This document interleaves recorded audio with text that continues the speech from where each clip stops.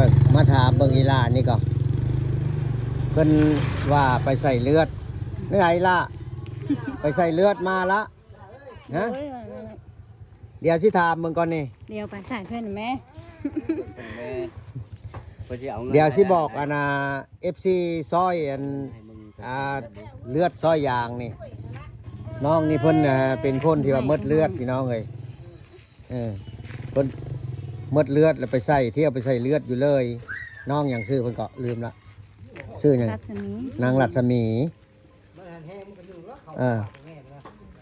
ตัวอายุเพิ่นจักปี11 ปีเริ่มที่ว่าเที่ยวไปใส่เลือดนี่แต่จักปีอายุ3 ปี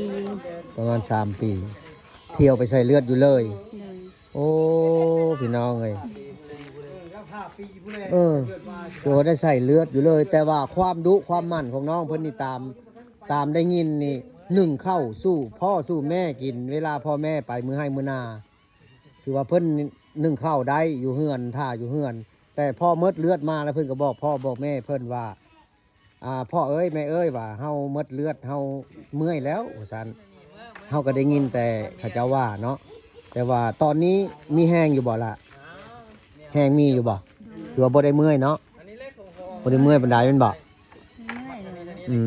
ไปใส่เลือดมาแล้วเนาะไปใส่ตอนมือได้2-3 มื้อนี่เนาะโอ้เป็นอะไรคือบ่ยืนล่ะคือบ่ยืนเอา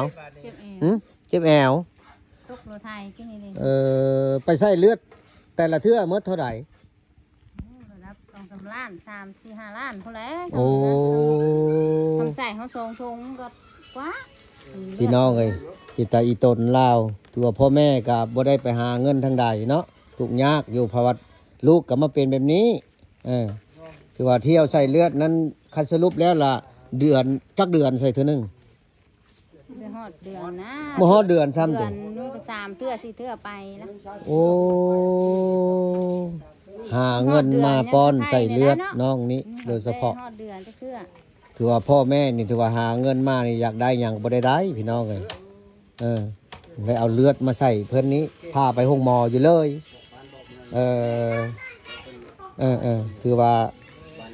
เพิ่นก็อยู่บ้านนาฮีเมืองมหาไส้แขวงขมวนน้องรัศมีบ่น้องรัศมี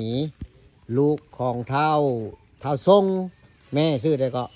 คำสมัยแม่คำสมัยอยู่บ้านนาฮีพี่น้องเอ้ยถ้าผู้ใดคิดอีตนสงสารก็มาช่วยเพิ่นแน่นี่อยู่บ้านนาฮีแต่ว่าเพิ่นก็ยังบ่ได้ขอความช่วยเหลือจากผู้ใดดอกมีแต่ว่ายกเงินอยู่ในเฮือนในซานออกไปแต่ว่าบ่ไหวแล้วถุงมือนี่เนาะบ่ไหวมดขายงัวก็มดงัวขายควายก็มดควายขายให้ขายหน้าก็ขายแต่ว่าถ้าว่าไปปัวนี่ถ้าว่าเอาปังกินเลือดนั้นออกแล้วถือว่าดีบ่เพิ่นว่าหมอเพิ่นว่านะเพิ่นว่าจังได๋บ่ดีเพิ่นว่ายังได้ใส่อยู่ว่าค่ะได้ใส่เลือดได้ใส่อยู่ตลอดหลายคนดอกเพราะว่าได้ใส่กันหลายคนว่าถือว่าได้ใส่ตลอดเนาะก็ได้ขอความช่วยเหลือจากผู้ใหญ่ใจดีเพิ่นแน่ถือว่าโอนมาให้อยู่ช่วยอยู่เล็กน้อยเนาะเพิ่นทางทางพระอาจารย์เพิ่นก็เคยช่วยเหลืออยู่โอ้พี่น้องเอ้ยคิดอีตนลาว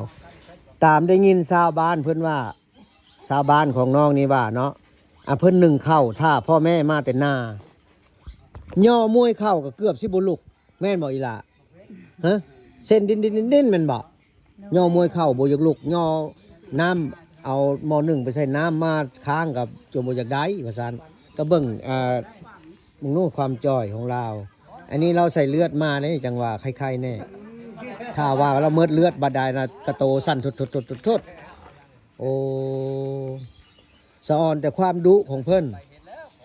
ตัวความดุนี่ยอมรับว่าดุมึงรู้แต่ขั้นว่าคนที่ว่าเมิดเลือดเมิดยาบ่มีแห้งก็ยังดุอยู่โอ้อีตนเนาะล่ะFC ท่านใดที่อีตนสงสารเนาะติดต่อมาได้คือว่าในการช่วยเหลือน้องเพิ่นเราก็จะถ้าท่านใดที่ว่าโอนมาช่วยค่า เลือดค่ายางก็เฮาก็สิขึ้นเพศให้เนาะผู้ใดโอนเท่าใดหรือว่าที่โอนเข้าบัญชีของของแม่เพิ่นก็มีบ่มีบัญชีบ่บ่มีเนาะมีแต่ว่าผู้ใดที่ว่ามาฮอดมาถึงก็มาเบิ่งได้เนาะอยู่บ้านนาฮีเมืองมหาไซพี่น้องเฮาก็ได้ยินข่าวแต่โดนแล้วล่ะว่าอันน้องเพิ่นนี้ได้ใส่เลือดอยู่ทุกเดือนแต่ว่ายังบ่ได้มาถ่ายคลิปให้ FC เบิ่งขอบใจหลายๆมีแต่FC ท่านใดที่อีโดนตรงสงสารและมาหาเนาะช่วยบริจาคได้เพิ่นใส่เลือดกรุ๊ปหยังก็ AB กรุ๊ป A กรุ๊ป B ได้โอเค